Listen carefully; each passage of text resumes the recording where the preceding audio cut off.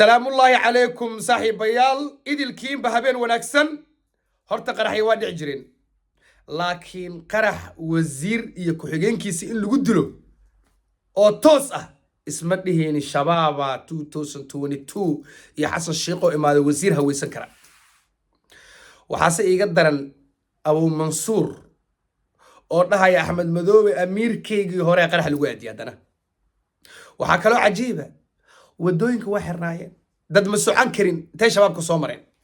qaybta koowaad ee barnaamijka ayana wax badan ku qaada dhigana qaybta labaadna dabaaldegya isqabsada baraha bulshada masaajidka cali guduud abgaalku waa la wareegay ciidamada dawladda qabsaday masaajidka cali guduud wax qabsaday iyo wax la wareegay ma jiraan laakiin waxyaabaha yaab kale waxa waa abgaal faali dhigeen abgaal iyo shabaab isbarteen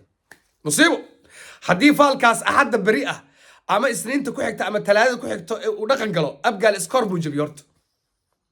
qaybta labaad ee barnaamijka ayaynu ku qaadan dhigaynaa masaajidka cali guduud iyo warkii ugu dambeeyay waa yahay horta intii muslin ah ee maanta geeriyootay waa shahiiday ilaahay jannada firdaws ha geeyo horta ii soo wada qor aamiin waa codsi maanta qawaariijtu waxay weerareen wasaaradda waxbarashada aaga soobe maalmuhu isku ekaa oo biluu isku ekaa oktoobar iyo sabti 14 oktoobar maalin sabti ahayd waa yahay waxaa la leeyahay qaraxii koowaad ay ku dhufteen albaabka wasaaradda waxbarashada laba ninna bow ay soo dhaheen qoryo wata ilaalada wasaaradda madaxa ka toogta labadaas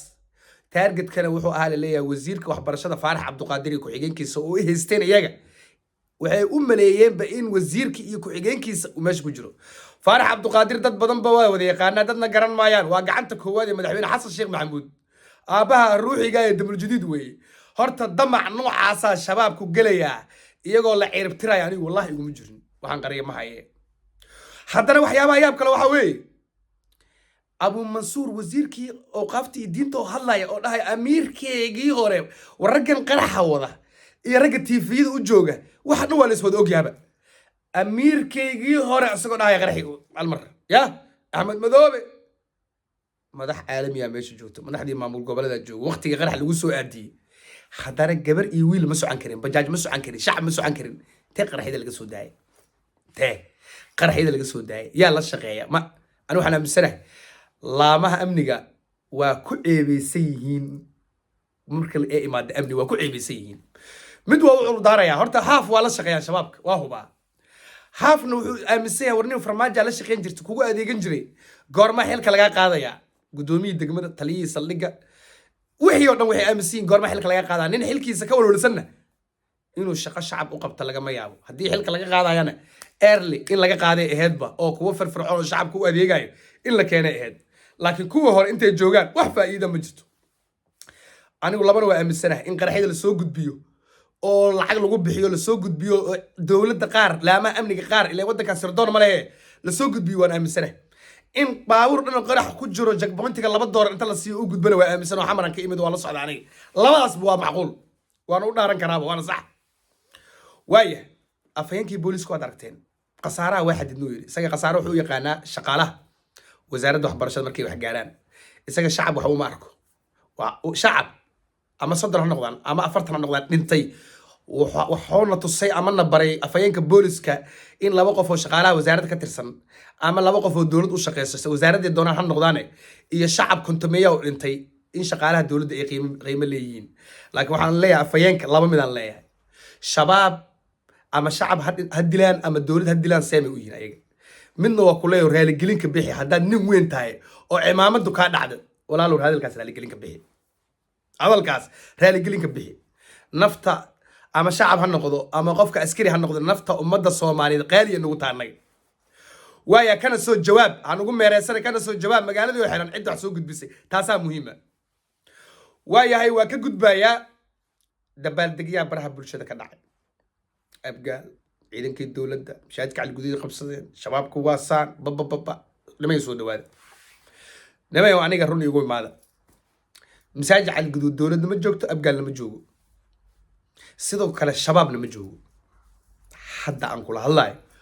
shabaab ma joogo xalay waa joogeen gelinkii hore ee saakay oo sabti ahaana waa joogeen laakiin caawadan fiidnimadan aan kula hadlayo shabaab ma joogo shabaab baabuurtoodii ugu dambeysay saakay kala baxeen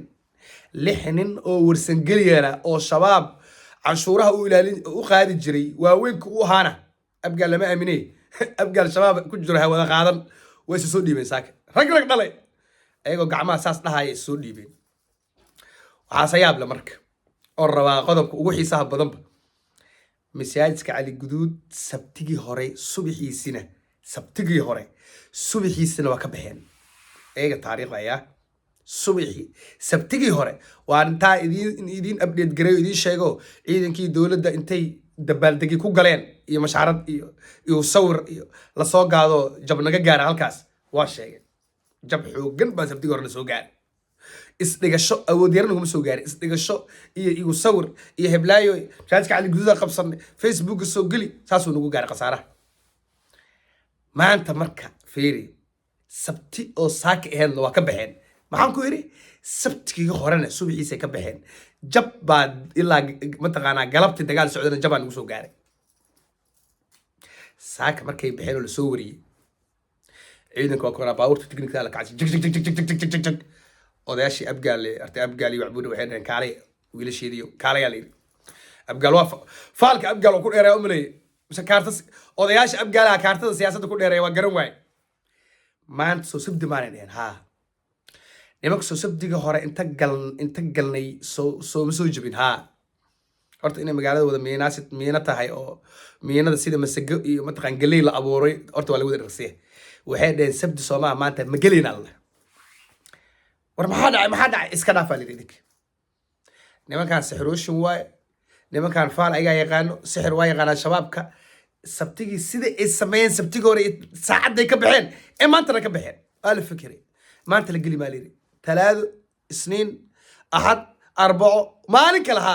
laakiin waa la sixir jibinaya horta banaanka ciidamada dawladda joogan hadda xaqiiq rabtaan shabaabna masaajidka cali guduud ma joogaan awoodna kuma joogaan afar nin kuma joogaan waa wada baneeyeen laakiin tay joogaan waa su'aasha banaankeeday joogaan ma hadday cararayaan oo mataqaana magaalada ka baxayaan ordoo meelahaas kale ha aaday waa la ka soo jeestaan magaalada banaankeeday joogaan marka ma in kaarta ciidan ay ka tahay inay duqeen ka carareen cid hadda sheegi karto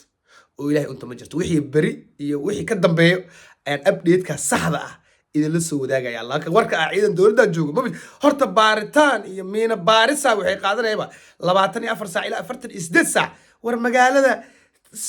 laba taakay miina waxay rabaanba haddii hal guuto 3,000 oo wiil ay soo gasho inaan la wada arkinba baaritaankeedu quburo miinooyinka baarta waxay hadda u baxeen inay inta soo galaan ciidanka xataa maaha inay soo galaan oo miin la wada kacdo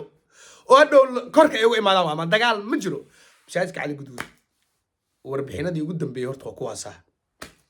waa galeen ciidan dawladda iyo war suuqeed iyo war Facebook waaye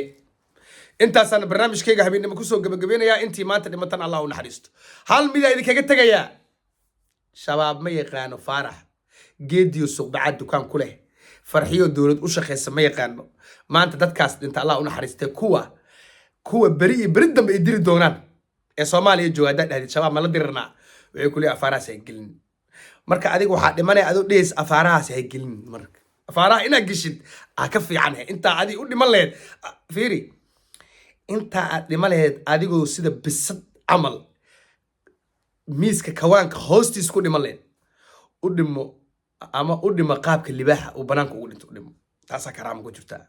waaya qaraabo intii dhimata Allah u naxariisto intaasaan barnaamijkayga habeenimo ku soo gabagabeynaya sii share garay sii la garay sii wareeji bye